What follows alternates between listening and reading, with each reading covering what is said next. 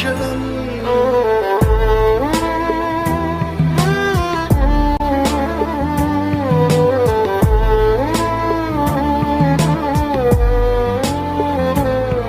నేనే దారిలో వెళ్ళినా, ఏ అడ్డు నన్నాపినా, నీ వెంట నేనున్నానని నన్ను నడిపించిన నాన్నకు ప్రేమతో, నాన్నకు ప్రేమతో, నాన్నకు ప్రేమతో అంకితం నా ప్రతి క్షణం.